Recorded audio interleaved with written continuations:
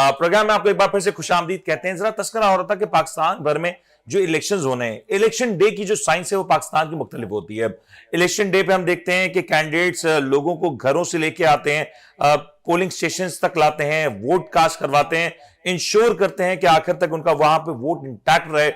Polling day के जो मसाइल हैं वो अपनी जगह पे पाकिस्तान की सियासत में बहुत अहम किरदार अदा करते हैं।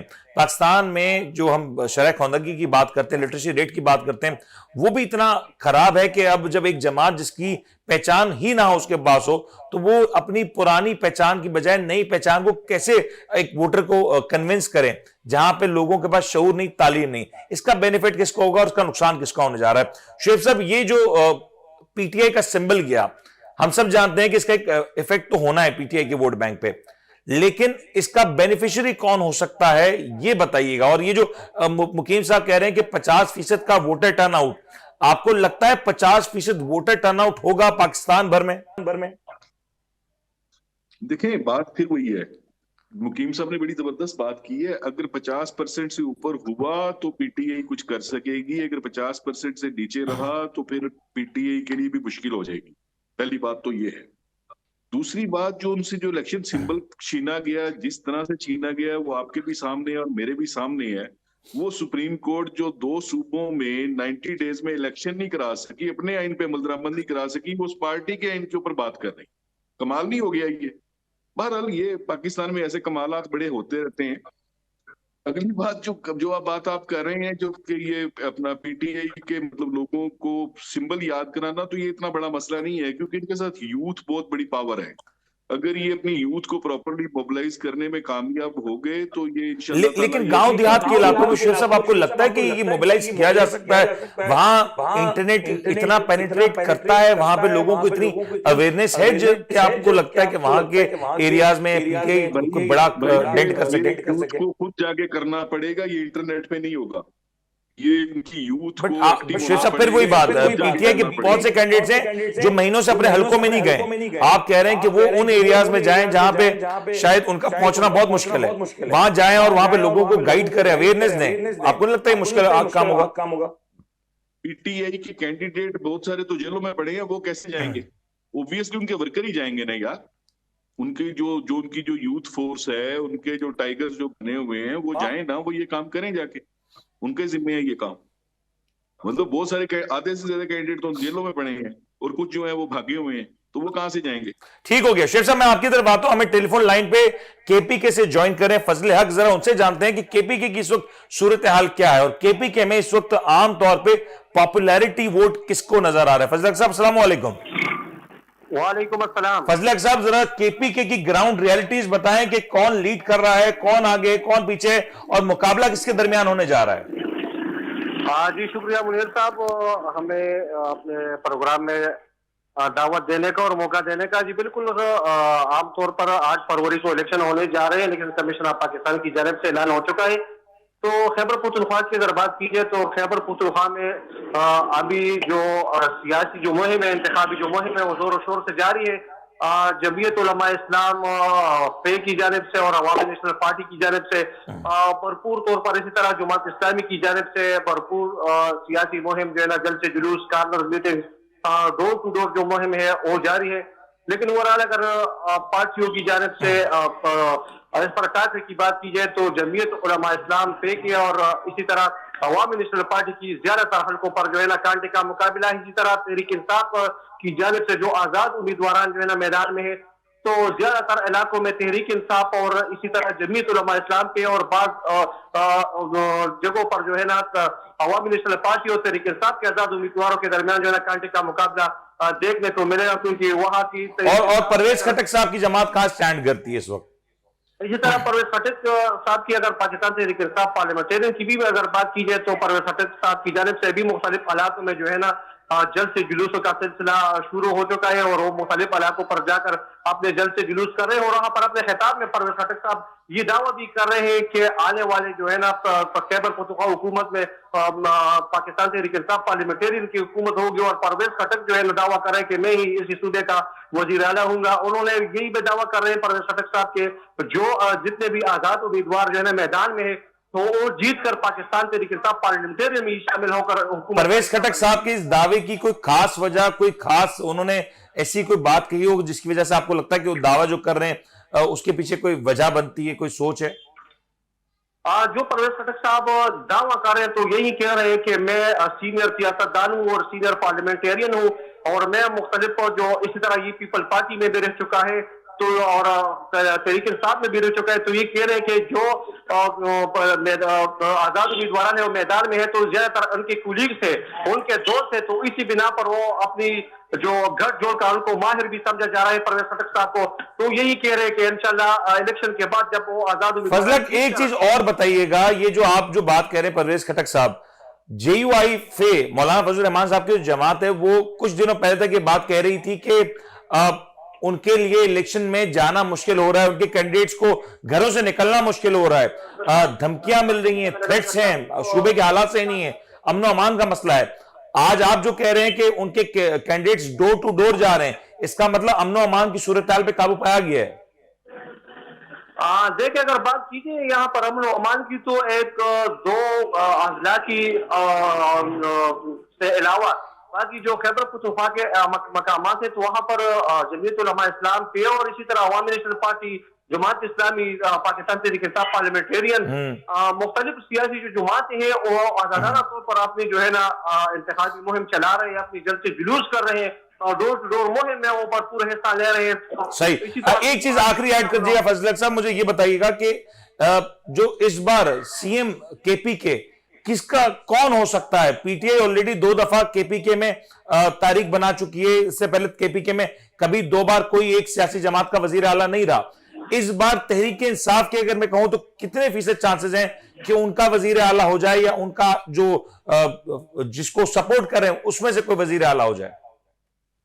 तो देखें ये तो 8 फरवरी के बाद ये मालूम हो जाएगा कि कौन पार्टी जो है ना कितने सीटें ज्यादा तादाद में जीतेगी, लेकिन अभी जो ग्राउंड रियलिटी की बात अगर कीजिए तो अभी तहरीक इंसाफ की साइलेंट वोट जो मौजूद है इससे इनकार नहीं किया जा सकता, लेकिन वजीर आला का जो है ना ये तहरीक इंसाफ से मेरे ख्याल में तहरीक इंसाफ से नहीं होगा।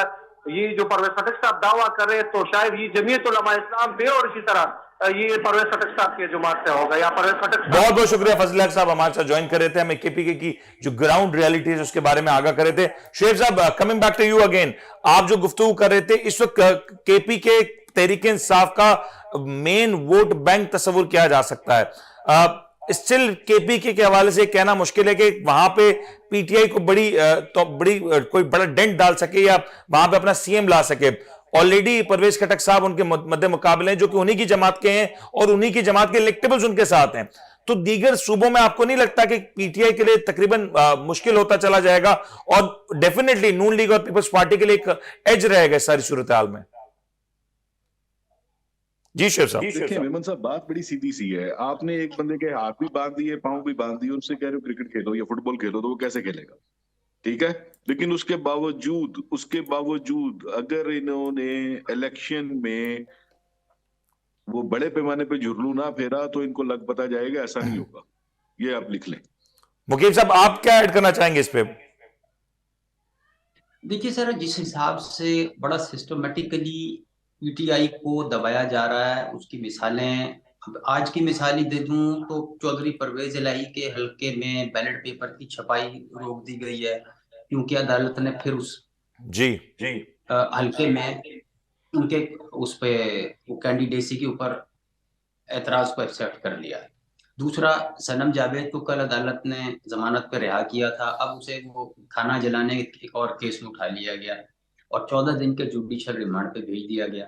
अब ये 2 बड़े डाई हार्ड नाम हैं PTI के जिनके जीतने के चांसेस भी बताए जा रहे थे, ये चंद एक मिसालें हैं। उसके अलावा ये जितने लोग कल रैली निकाली जिन्होंने, अब उन पे जो पर्चे हुए और फिर उसके बाद वो नामालूम अफराद में सैकड़ों के हिसाब से नाम डाले गए, तो वो डर के मारे कौन सा आदमी बाहर आएगा जिस वक्त किसी को भी आप उठा के। लेकिन मुकीम साहब, एक सवाल मैं अक्सर समझना चाहता हूं, मुझे जवाब नहीं मिल पा रहा। माजी में जब इस तरह का कुछ होता था कोई एक सियासी जमात के साथ, तो कुछ हद तक दूसरी सियासी जमातें या मुख्तलिफ पॉकेट्स में इस हवाले से आवाज उठती थी। इस बार पीपल्स पार्टी वोट बैंक की हद तक तो पीटीआई का सपोर्ट दे रही है, लेकिन कि किसी तौर पे पीटीआई का वोटर पीपल्स पार्टी में कन्वर्ट हो जाए। लेकिन आपको नहीं लगता कि दीगर सियासी जमातों की तरफ से कोई इस तरह का रिएक्शन नहीं आया और वो सब कुछ कह रहे हैं कि जो 2018 की सूरत हाल थी वही 2024 की सूरत हाल है, बस नाम बदल दिए हैं? देखिए, जिस जिस पार्टी का स्टेक है या जो अब इक़्तिदार में हिस्सा चाहते हैं अगली मर्तबा, उनकी तो पूरी ख्वाहिश है कि मुखालिफ हो ही नहीं, मुखालिफ एग्जिस्ट ही ना करे, बिला मुकाबला जीतने वाले जो है ना अप्रोच इस वक्त छाई हुई है। लोगों ने सोच लिया कि जी हमें शॉर्टकट चाहिए। हमने ना तो नजरियात की बेस पे, ना मंशूर की बेस पर, ना प्रोग्राम की बेस पर, ना किसी कारकर्दगी की बेस पर, कि हमें सिर्फ ये मैदान आप खुला दे दें, मुखालिफ को हाथ बांध के कुएं में फेंक दें तो हम जनाब रेस जीत लेंगे। अब और दूसरा ये है कि इमरान खान ने अपनी पॉलिसियों से कोई भी एक सियासी कुव्वत आप नाम बता दें किसी जमात का जो उसके साथ खड़ी हो। आप वो इशारा कर रहे थे ना कि किसी जमात ने आवाज नहीं उठाई। पहले ही होता था कि कोई ना कोई कह देता था यार खुदा दा खौफ कर लो। अब वो चक्कर खत्म हो गया। अब वो अगले तो मुलाकातें कर रहे हैं बिहाइंड द सीन और यही कहे जा रहे हैं कि जी 2000 फला में इसका वजूद नहीं था तो अब भी इसका वजूद ना हो तो फिर लेवल प्लेइंग फील्ड होगी। तो इस किस्म की सोच के साथ तो ये सारा सिस्टम चलाया जा रहा है। और अभी सारे जो कैंडिडेट लड़ रहे हैं या तो वो जलसा नहीं कर सकते, इंतजामिया उन्हें इजाजत नहीं दे रही किसी एक्टिविटी की, फिर दफा 144 का नफाज है। उसके अलावा ये नामालूम अफराद के पर्चे वाली जो रिवायत चली आ रही है उसमें किसी को भी उठा के फिट कर देंगे कि भाई रस्सा तेरे गले में पूरा आ गया, या जो उम्मीदवार जीतने वाला होगा उसको उठा लेंगे। तो ये इस खौफ की फिजा में क्या इलेक्शन होगा, बस वही मैं तो लेकिन वकील साहब एक चीज ऐड कीजिएगा, ये परवेज खटक फैक्टर पीटीआई के लिए केपीके में कितना तकलीफ दे हो सकता है या कितना चैलेंजिंग हो सकता है?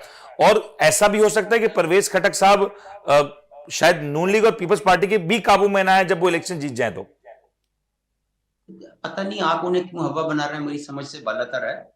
सर वो दावा कर रहे हैं, सर वो कह रहे हैं कि मुझे यकीन दहानी दिलाई थी। सर वो जो मर्जी कहते रहे यार, मैं अगर यहाँ बैठ के बड़ी बात है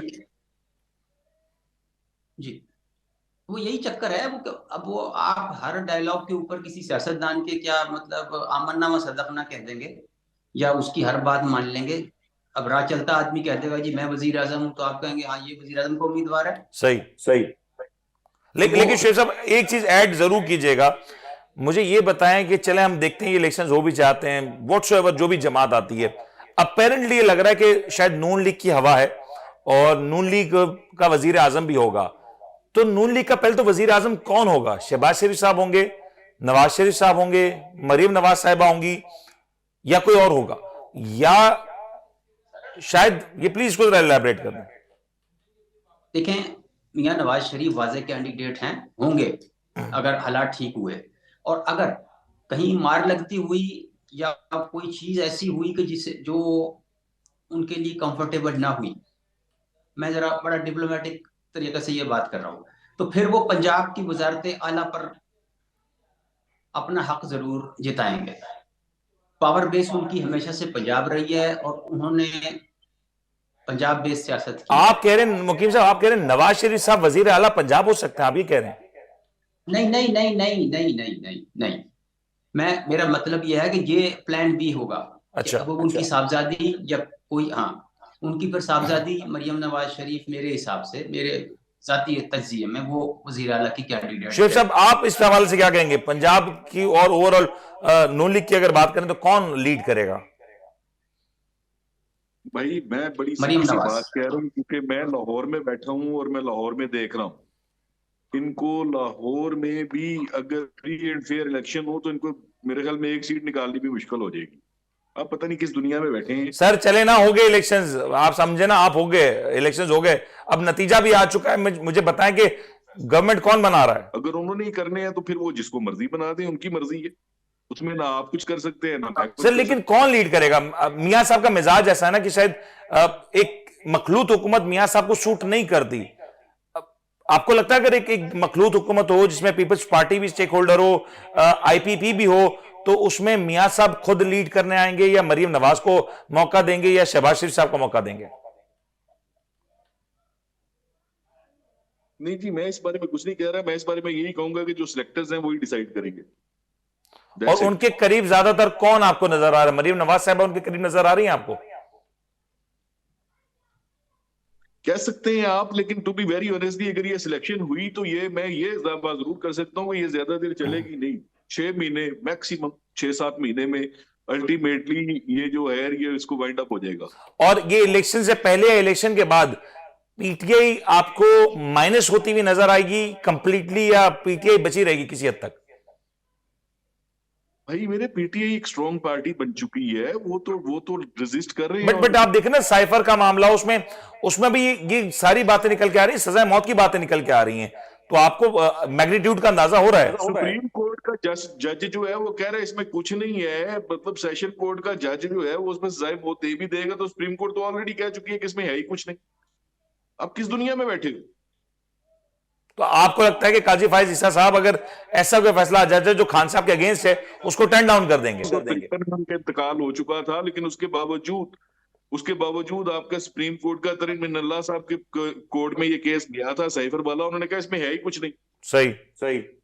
अब वो उसको फांसी का मतलब सेशन कोर्ट का जज लगा भी देगा तो उसके क्या होगा, हाई कोर्ट नहीं तो सुप्रीम कोर्ट से उड़ जाएगी। मुकीम साहब, लास्ट सवाल यही आपसे सवाल है, आपको लगता है कि एक मखलूत हुकूमत में नवाज शरीफ साहब लीड कर सकते हैं?